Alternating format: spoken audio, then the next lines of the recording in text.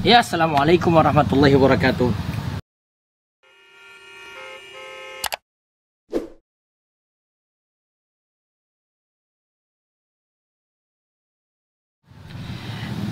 Maaf, pagi ini saya tidak minum teh dulu, tadi sudah nikmati. Namun saya ingin bagi tips. Ini jadi masalah kita bersama ya.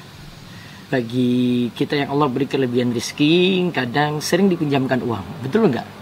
Kita pinjamkan uang pada orang lain, beri utangan pada orang lain. Biasa masalah yang terjadi ketika kita sudah terlanjur untuk memberikan pinjaman adalah sulit menagih. Ya, sulit untuk menagih uang tadi. Kita mau bilang sih 70%, 80% lah, rata-rata seperti itu ya. 20-30% yang mungkin mau bayar tertib. Ada yang beruntung uangnya bisa dikembalikan dengan tertib, alhamdulillah. Namun kebanyakan yang punya masalah adalah mereka adalah orang-orang yang sulit untuk mendapatkan uangnya kembali. Maka syariat kita itu memberikan dua jalan untuk ini.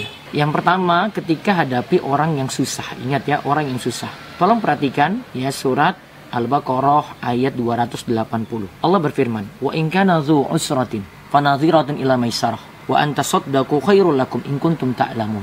Dan jika ada orang yang berutang kepadamu, dia dalam keadaan susah. Ingat ya, dia dalam keadaan susah. Maka fanadhiratun ila maisarah, berikan tenggang waktu sampai utang tersebut bisa balik. Ya mudah bagi dia kembalikan itu kapan. Ya resiko kita pinjamkan, minta tanggal 15 nggak bisa kembalikan, ya sudah dia bilang seminggu lagi, ya wajib kita memberikan tenggang waktu. Namun kata Allah di sini, wa anta saddaku khairul lakum. Namun kalau engkau itu sedekahkan alias putihkan, sudah nganggap dia pinjam uang 500.000, ya sudahlah, lunas saja deh. Maka itu lebih baik untukmu ya, jika kau mau mengetahui. Nah lihat ya, jika orang yang susah kita hadapi, maka kita wajib memberikan tenggang waktu. Risiko seperti itu. Tapi orang yang susah seperti ini, jangan malah kita membuat dia tambah susah. Kita hibur dia dengan memberikan tenggang waktu, seperti yang disebutkan dalam hadisnya dari Buraidah radhiyallahu anhu. Nabi sallallahu alaihi wasallam bersabda, "Man antara mu'siran, falahu bikulli yaumin shadaqatun." Barang siapa memberi tenggang waktu pada orang yang berada dalam kesulitan, maka setiap hari sebelum batas waktu pelunasan dia akan dinilai telah bersedekah. Setiap harinya sudah dinilai bersedekah. Insya Allah itu. Tiap hari dinilai bersedekah. Luar biasa kan? Ini sampai menunggu waktu pelunasan. Kemudian, faiza haladainu, jika utang itu jatuh tempo, fa'anzarahu, lantas dia pandang lagi. Orang ini susah ini, dia berikan tenggang waktu lagi. Karena lahu bikulli yaumin mislaihi shadaqah. Maka setiap harinya dihitung 2 kali sedekah yang semisal. 2 kali sedekah. Kalau tadi 1 kali sedekah, kalau nunggu sampai utang tadi jatuh tempo, setelah waktu pelunasan beri waktu lagi, maka 2 kali sedekah. Ingat akhi, 2 kali sedekah. Luar biasa kan? Ini kalau kita mau bersabar. Artinya begini, kalau kita berikan pinjaman pada orang, itu sejatinya kita sebenarnya sudah beri sih risiko. Maka memang benar-benar kita timbang-timbang ketika kita beri pinjaman pada orang.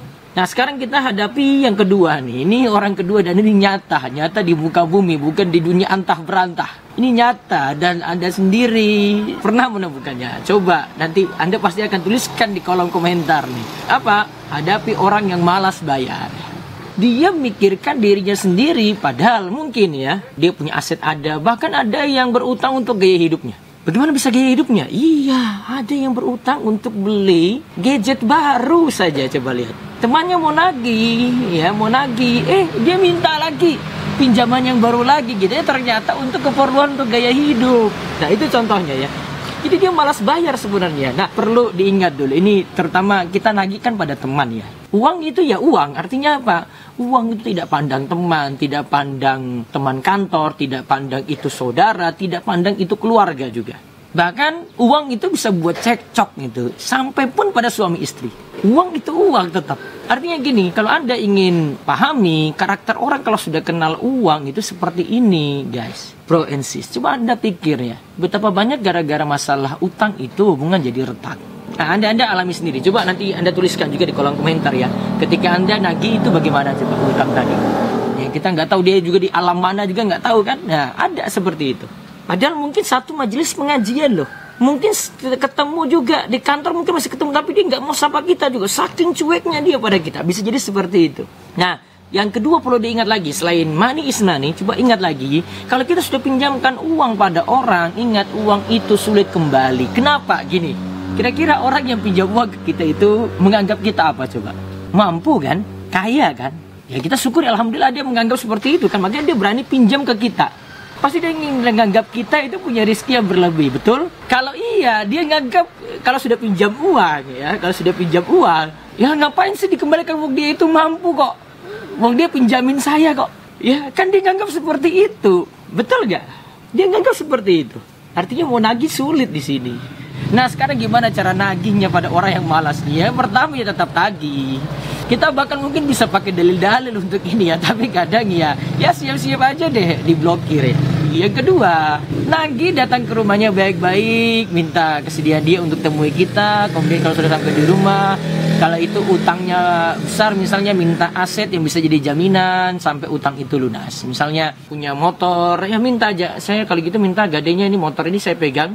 Ya saya nggak pakai motor ini karena memang nggak boleh pakai barang gadean tadi kan. Sudah ini saya minta jadi jaminan saya. Atau mungkin dia punya aset tanah, utangnya besar banget tuh, utangnya 100 juta, tanahnya harganya hampir mendekati itu, sudahlah diambil untuk aset tadi sebagai jaminan. Nah, ini mungkin lebih menenangkan. Kalau tidak laku maka siap untuk dijual. Nah, itu bisa dilakukan seperti itu. Pilihan yang ketiga, ini agak berat, tapi terpaksa dilakukan apa? Ikhlaskan saja. Ustadz kok ikhlaskan? Iya ikhlaskan. Kenapa ikhlaskan? Karena salah kita sendiri. Kenapa pinjamkan uang? Kenapa kita tidak banyak pertimbangan ketika melihat orang yang sebenarnya nggak mau niatan balikin uang, kok kita nekat untuk pinjamkan uang pada dia? Dan biasanya kesalahan kita adalah ketika meminjamkan langsung dikasih penuh gitu. Ya kalau kita lihat dari beberapa orang yang pernah menangani masalah utang, ya mereka itu katakan kalau mau ada yang mau pinjam ke kita, ada teman gitu mau pinjam atau keluarga mau pinjam kita, jangan kasih semua, kasih saja itu beberapa gitu ya. Dan kita niatin aja untuk kasih gitu. Dia pinjam 1 juta, jangan kasih 1 juta. Kasih aja, ini 200.000 saya kasih. Ya awalnya bilang aja pinjamin dulu gitu. Coba lihat aja, 200.000 dia bisa kembali nggak? Dia bisa kembalikan nggak? Nah, kalau dia bilang, saya kan minta 1 juta, kok kurang 800? Memang kita punya kebutuhan juga ada, kan bilang aja, saya punya keperluan yang lain, saya cuma bisa mampu sekian. Nah coba, Anda uji dia dengan pinjamkan uang 200.000. Bisa balik nggak? Kalau ternyata 200.000 itu tidak bisa balik, mana mungkin dia pinjam lagi yang lebih besar daripada itu kan? Dia mau tambah lagi 800 kan sudah sulit. Nah, harusnya itu yang jadi pertimbangan kita sejak awal. Jangan pinjamkan uang secara utuh. Ya, jangan pinjamkan uang secara utuh. Itu yang harus kita pikirkan. Ingat sekali lagi, uang itu tidak kembali tetap. Rata-rata seperti itu. Maka memang kita harus siapkan diri, siapkan mental kita. Apalagi untuk menagih. Kadang kalau kita nagih itu malah yang ditagih itu yang marah-marah. Saya lihat beberapa video itu sampai emosi, nantang gelut coba. Ada yang sampai keluarkan pisau ini saudara. Lihat, ada orang yang seperti itu.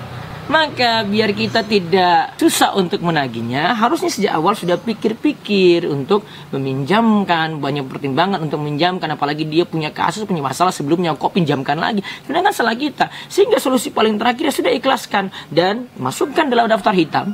Dia ini orang-orang yang bermasalah dalam mengembalikan uang. Dia dalam berutang, dia orang masalah. Biar nggak pinjamkan lagi gitu. Paham ya? Jadi kesimpulannya kita bagi 2 kelompok ya. Ada orang yang memang susah dan ada orang yang memang malas untuk bayar padahal dia mampu untuk bayar dan dia penuhi gaya hidupnya terus. Sikapi 2 orang ini berbeda. Kalau untuk orang pertama kita beri tenggang waktu, kalau bisa ya sampai diikhlaskan gitu ya. Namun kalau orang yang kedua kita hadapinya berbeda, kita tetap tagih ya sampai bisa minta asetnya gitu ya. Kalau sudah lagi sudah ikhlaskan ya, tapi ujung-ujungnya ya kalau sudah ikhlaskan ya nggak nagih lagi, dia masuk dalam daftar hitam kita. Kita juga bisa ingatkan orang lain jika dia meminjam lagi pada orang lain atau mungkin saudara-saudara kita atau teman-teman kita yang lain. Dia pinjam uang ke kita aja dia nggak pernah kembalikan, kok pinjam ke kamu lagi, uang dia cuma gali lubang tutup lubang, gaya hidupnya seperti itu. Nah itu jangan manjakan dia di sini. Nah demikian, semoga hubungan dengan teman kerabat masih tetap ada, jangan sampai putus gara-gara utang. Sikapi seperti itu ya. Kalau memang kita tidak mampu untuk berikan pinjaman, apalagi nagihnya sulit, maka langkah yang bagus adalah jangan mudah untuk berikan pinjaman, apalagi pada orang yang ingat tidak amanah. Semoga Allah beri taufik dan Allah berkahi hidup kita semua. Assalamualaikum.